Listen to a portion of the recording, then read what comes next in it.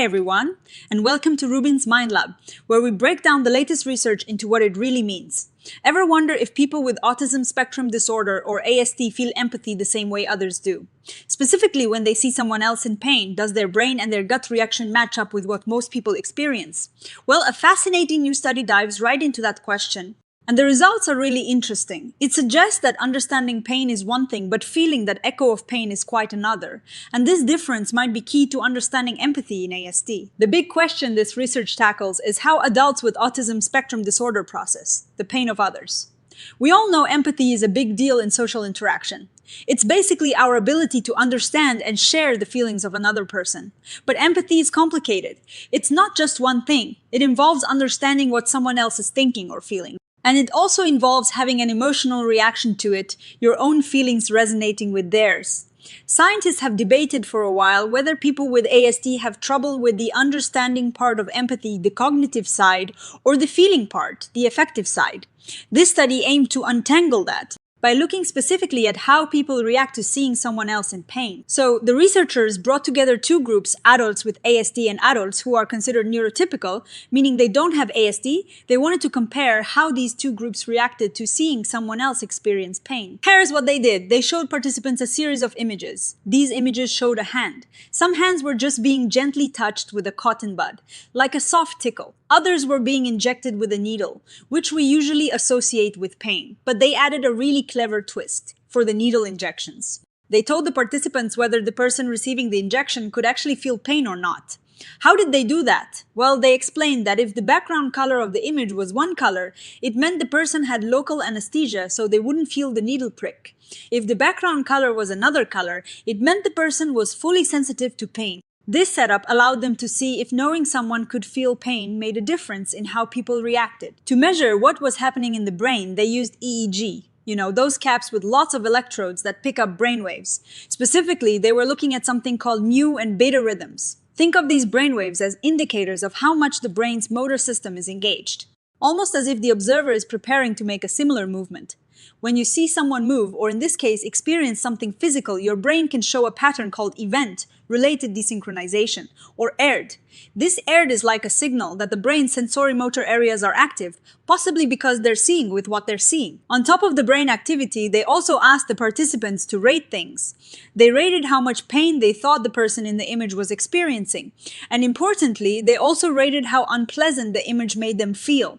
This helped them look at both the cognitive understanding of pain and the personal affective reaction. So, what did they find first? When it came to judging how painful the injections were, both the ASD group and the neurotypical group were pretty much on the same page. If the image showed an injection where the person could feel pain, both groups said it looked more painful than when the image showed an injection where the person was anesthetized and couldn't feel it.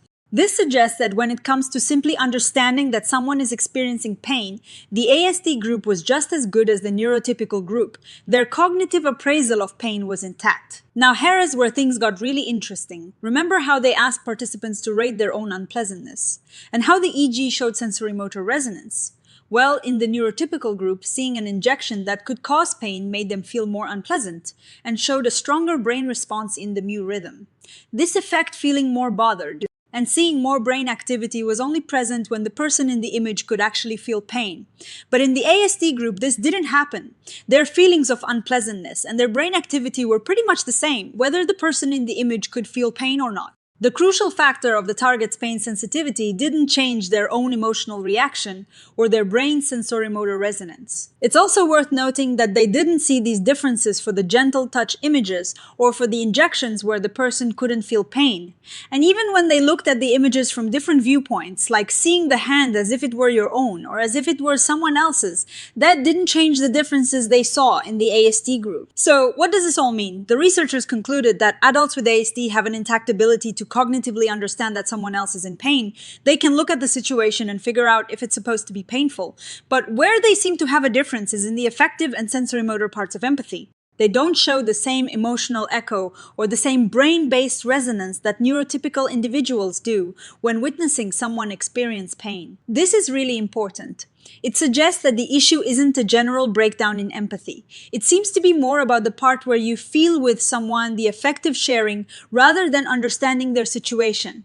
The fact that they could distinguish between the self and the other, even when perspective changed, supports this idea. It's not that they don't know it's someone else's pain, it's that their own internal felt experience doesn't mirror it in the same way. Just to give you a little more context, the study also confirmed that the ASD group indeed scored higher on measures of autistic traits, which is exactly what you'd expect. They also found some differences in how participants reported their own emotional experiences, with the ASD group scoring higher on something called personal distress on one scale, but lower on identifying emotions on another. This complexity hints at the nuanced emotional landscape within ASD. Let's circle back to the self-reported unpleasantness. This is where the core difference between the groups really stood out. For neurotypical individuals, seeing someone in pain made them feel more unpleasant, especially if that pain was real. For the ASD group, this personal feeling of unpleasantness didn't really change based on whether the person in the image was actually experiencing pain. This is a major finding. It shows a clear divergence in how the affective component of empathy for pain is experienced. And the brain activity mirrored this. The mu-art, that sign of sensorimotor resonance, increased in neurotypical people when they saw someone in pain, but it didn't show the same increase in people with ASD. It's as if their brains weren't tuning in to the other person's pain in the same way. The researchers were particularly interested in self-odor distinction, which is crucial for empathy. It is about knowing that someone else's feelings are theirs and your feelings are yours, even when you are sharing an experience. The fact that they didn't see differences in how the ASD group reacted based on viewing perspective, like seeing the hand from up close or far away, suggested that their ability to keep their self separate from the other was likely intact. This is a critical takeaway. The lack of group differences in the less sensitive or non-painful conditions, and the consistent self-other distinction helps rule out simpler explanations. The differences they saw weren't just because people with ASD process all visual stimuli differently, or because they can't tell the difference between themselves and others. The differences were specifically linked to the affective and sensorimotor response to pain. They also mentioned some limitations, which is standard in good science. They didn't track where people were looking eye gaze, and they didn't measure the participants' own personal pain sensitivity, which could also play a role. Using static images instead of videos of people in pain might also make the results less impactful in real-world scenarios. And they pointed out that the study used images of neurotypical people.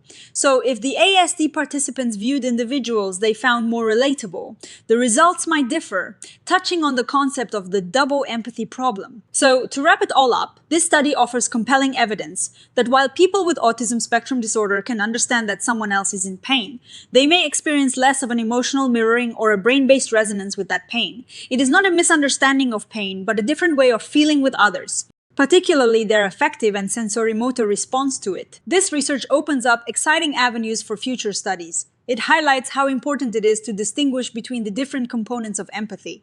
Understanding this distinction could help us develop better ways to support social interaction and emotional understanding for individuals with ASD. It's a powerful reminder that empathy isn't a single, simple capacity, but a complex interplay of cognitive understanding, emotional sharing, and bodily resonance. And the way this interplay works can be different for different people.